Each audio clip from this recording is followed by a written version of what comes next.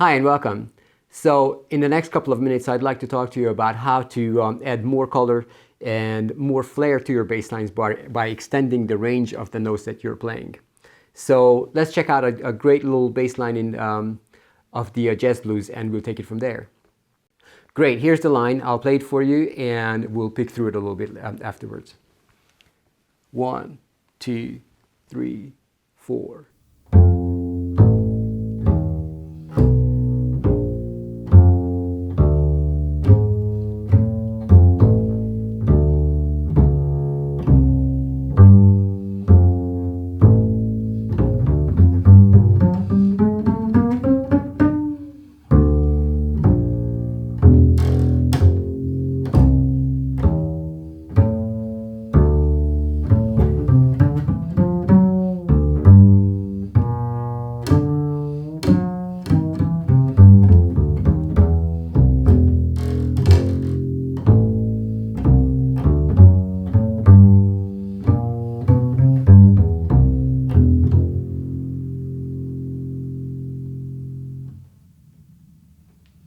So most of this line was just playing through chord tones. You know, you have the normal jazz blues progression, and I have played through the chords in their succession, pretty much using nothing more but the chord tones. But in a few places where I had the time, I extended on one chord. For example, if we go back to this line, I'm not going to talk to you about the whole chorus here, but going to the fifth bar of this line here, there is a B flat 7 chord, and that B flat 7 chord appears for 2 bars.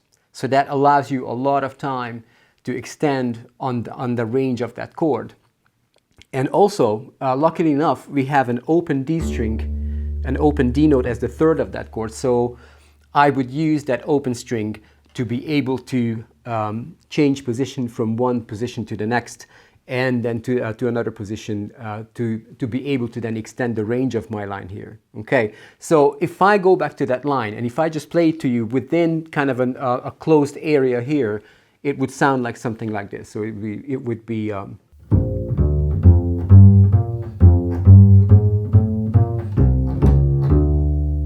so those are actually the exact notes that I played, just extended through the range of the instrument. So eventually I would go from a B flat to D to the F, using that D note there. Now I would use an open G note, which is not particularly, it is not a chord tone, but it is the 13th note of this chord here. So it's fine to use that G or the 6th note. And while I play that open G, I brought my hand up here to play a B flat here. So I came up to this kind of mid-range of the instrument and played an F here. Now, immediately up to this G note again into thumb position. And here I would just go back up to the B flat here, to the root note of this chord here of the B flat 7. So G, A flat, A, B flat. And I have another bar here to work with. So I'm going to go up to the third of this chord again. So from this B flat, I'm going to go up with a C, C sharp, and D. Right? That's a D right there. And then as I'll play that last D up here, I'm going to just kind of glissando down, make it, by glissandoing down, actually make it a real nice kind of jazz type effect here. Play another D here, 2 octaves lower, play a B flat here, and then as the last note of these 2 bars on this B flat 7 chord, I'm going to play an E here, which in jazz we call a tritone substitution. Now that's something I'll probably talk to you about in another quick little lesson. So, and that is the line, which used to be, which could have been just in a small area here, just that. Now with range and with the use of open strings, we have opened up this line and we made it.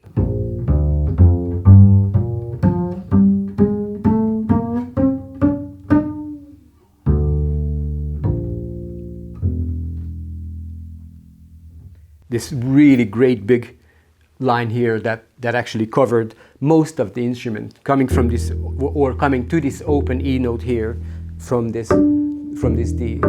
So we covered a lot of the range of this instrument here.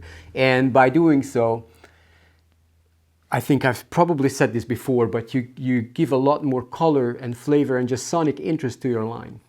Okay. Now, there is another area here. Actually, there are a couple more little things in this line that I'm going to quickly have a look at with you. So we go on in this jazz progression, and we arrive to a sixth chord at some point. I think it is the ninth bar. Yeah, probably the ninth. If it isn't, forgive me.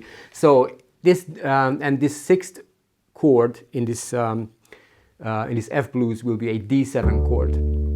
So here I started on the open D, then played a couple of triplets on the second and third beat of the bar. So we just go from an A back to an open D. While I played that open D in that triplet, as part of that triplet, I would come up to a C with my first finger. So 1, 1, 2, 3, and now play a D again on the third beat, and a triplet going up to the third of this D7 chord. So we'll play a D, E, E sharp, F sharp, and then just squeeze in a little D again at the end before I would go to the next bar, which will be a G minor chord.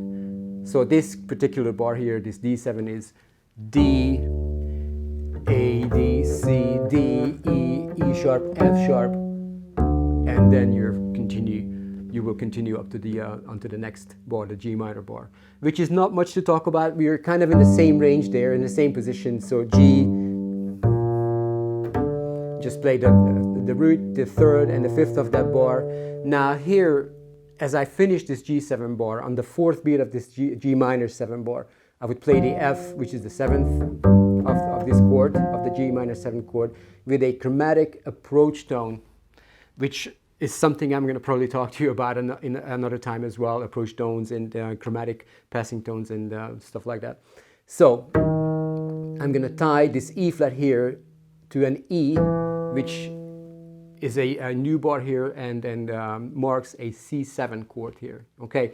And in this C7 chord, I'm going to play an E, C, so the third and the root of that chord, and a G, the fifth of that chord. Now I'm playing that, while I'm playing that open G string, watch this, I'm just going to come back to this F here, which is just an ornament really. It's kind of a bluesy ornament, this third beat, this triplet of F, D, E flat, or F, D, D sharp to be exact, to come up to the third of the chord again, and back to the root of the chord, and also down to the third on the fourth beat of this C7 chord, okay? And that E, voice leading wise, will tie us really well back to the F, which then will start the last two bars of this progression, a 1-6-2-5 turnaround kind of thing. Now the turnaround again is something that I will talk to you in a separate lesson.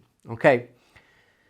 So the whole thing about extending your range and how to do it is extending your range gives you a lot more color. You're playing through a lot of different frequencies than just staying in one place. You'll get a lot of flavor and character to your lines. And what you really want to get from this lesson is that you can do that really easily by playing open strings within your line. Now, the open strings give us a lot of help there, because first of all, they make us able to play or able to bring our hand to a different position while we are playing that open string without a shift. So normally you would play a shift and shift up to a next note and shift somewhere where you have to play a note. This way with the open string, you can just bring up your hand where you need to be, right? And it's very helpful technically that way. Okay. So what I recommend to do at home is that when you play through any kind of chord progressions, it can be the blues, anything else, any kind of tunes, what you want to do is look at notes within your chords that will be open strings, that will be a note of an open string. So for example, I was very lucky with this B flat 7 because I had a big D note in there. The third is an open string. You know, if you play an F7, you have an A as an open string. Let's say you play a C7, you have a G as an open string, and so on and so on. You get my point. So just experiment with these different open strings within your chords and see how you can actually use them to let you go up or ascend and come back down or descend with your lines, and that way extend the range and the character and the color and the sound of your line. Okay? Thanks for watching, and I'd like to acknowledge Thomas and George Martin for hosting this lesson in their beautiful bass room here. And to find out more about all the great stuff they do for the double bass, please visit thomasmartin.co.uk. Take care and bye for now.